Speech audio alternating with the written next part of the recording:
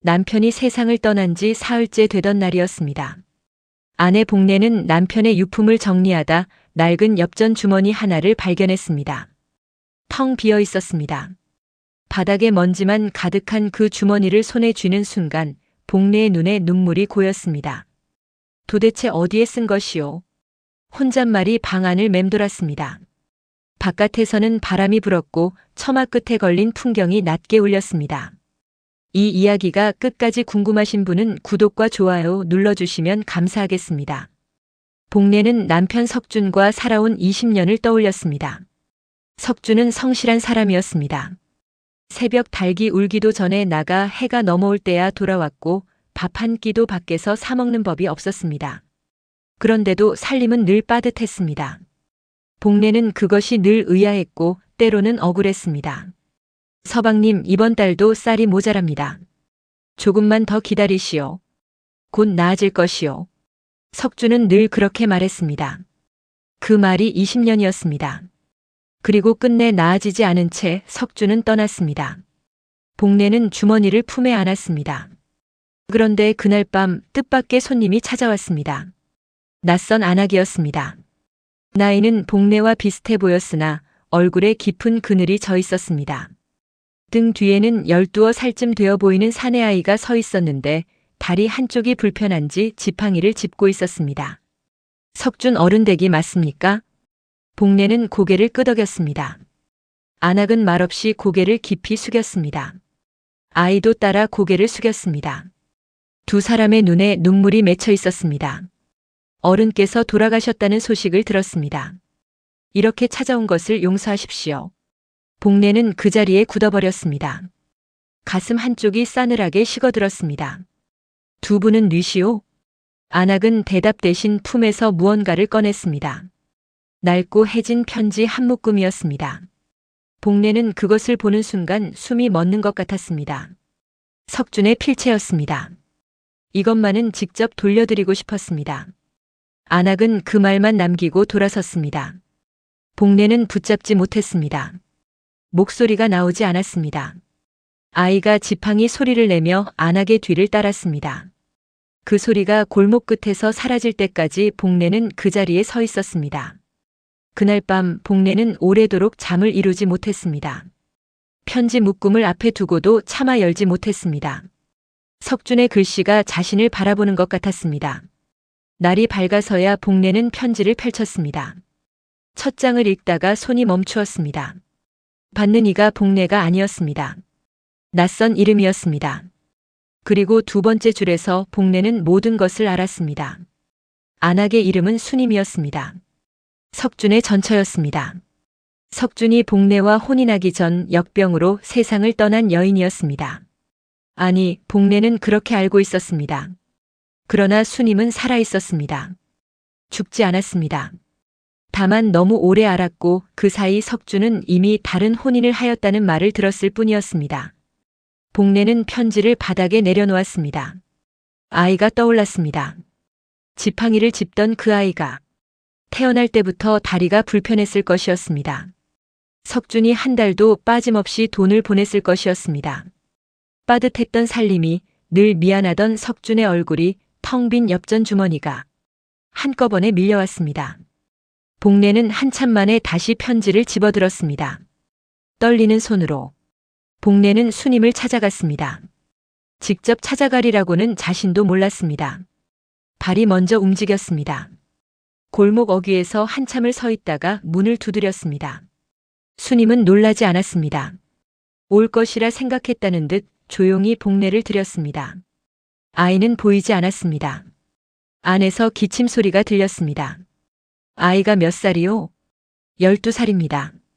복례는 잠시 말을 잃었습니다. 12살이면 자신이 석준과 혼인한 지 꼭 2년째 되던 해에 태어난 것이었습니다. 그 시절 석준은 유독 말이 없었습니다. 밥을 먹다가도 먼 곳을 바라보곤 했습니다. 복례는 그것이 자신 때문인 줄 알았습니다. 어른께서는 아이가 태어났다는 소식을 듣고 사흘을 앓으셨습니다. 순임이 조용히 말했습니다. 기쁨인지 슬픔인지 저도 몰랐습니다. 다만 그 후로 한 번도 찾아오지 않으셨습니다. 돈만 보내셨을 뿐. 복례는 찻잔을 내려놓았습니다. 소리가 너무 크게 났습니다. 수님은 그 소리를 듣고도 눈을 내리깔았습니다. 잠시 침묵이 흘렀습니다. 안쪽에서 아이의 기침이 또 들렸습니다.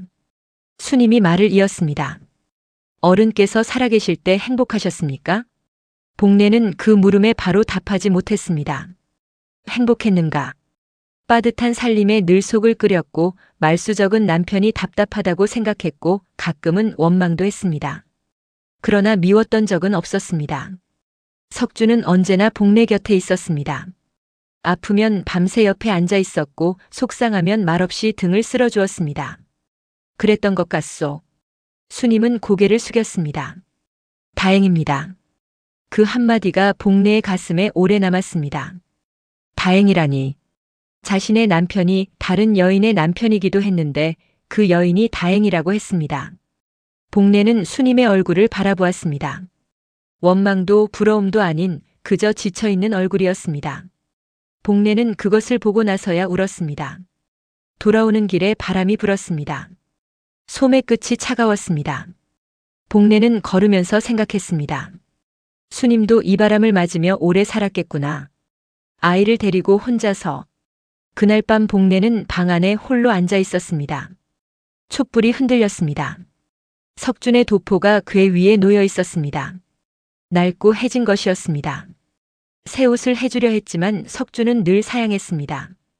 돈이 없어서인 줄 알았습니다. 20년이요. 목소리가 나왔습니다. 자신도 몰랐습니다.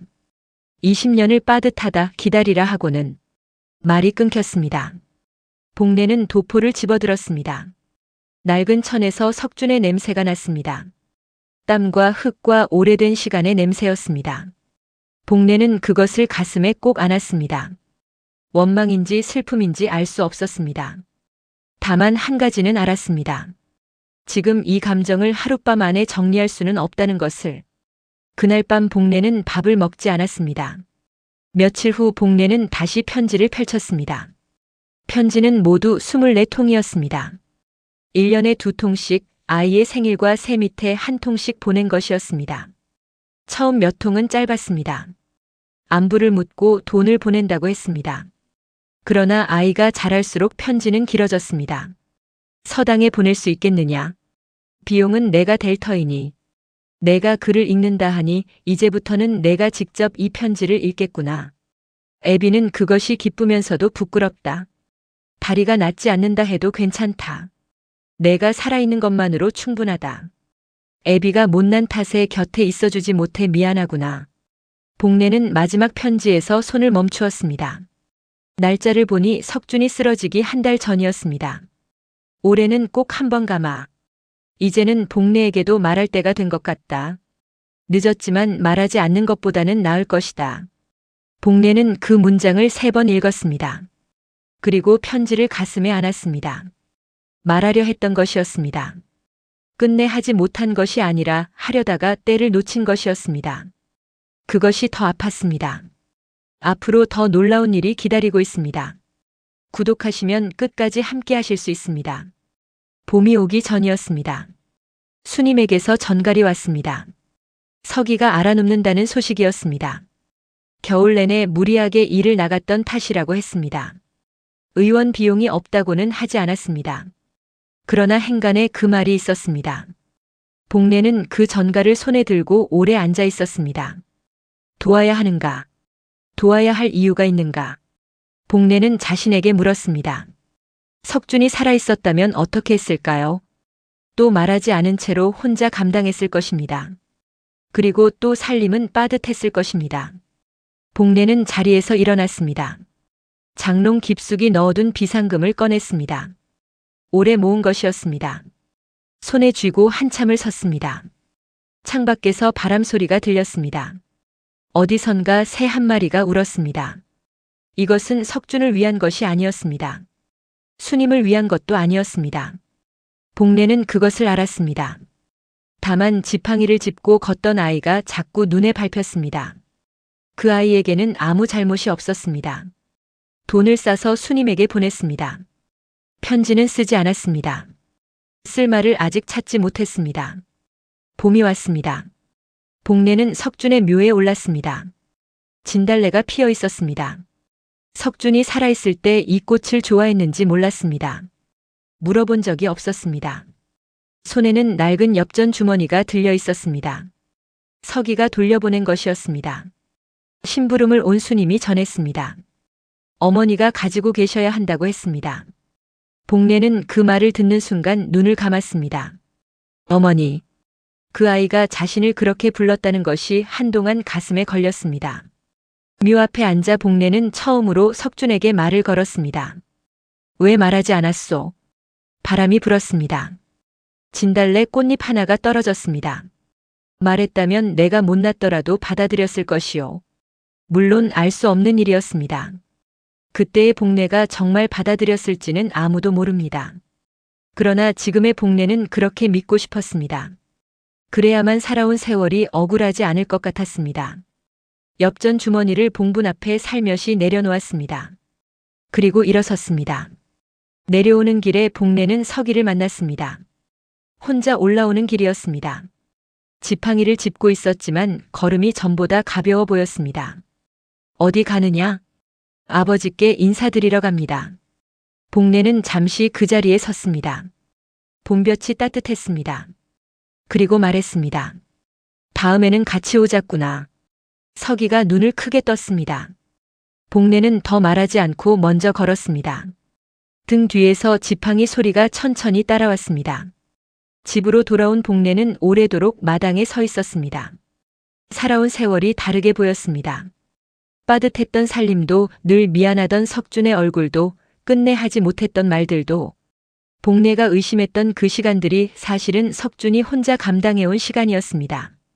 처마 끝에서 바람이 불어왔습니다. 낡은 엽전 주머니가 살며시 흔들렸습니다. 복례는 그것을 바라보며 생각했습니다.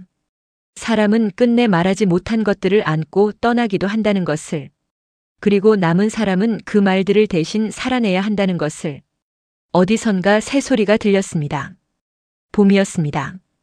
혹시 가장 가까운 사람에게 끝내 하지 못한 말이 있으십니까? 혹은 그 말을 듣지 못한 채 보낸 사람이 있으십니까? 이런 이야기가 더 궁금하신 분은 구독과 좋아요 눌러주시면 다음 이야기로 찾아오겠습니다.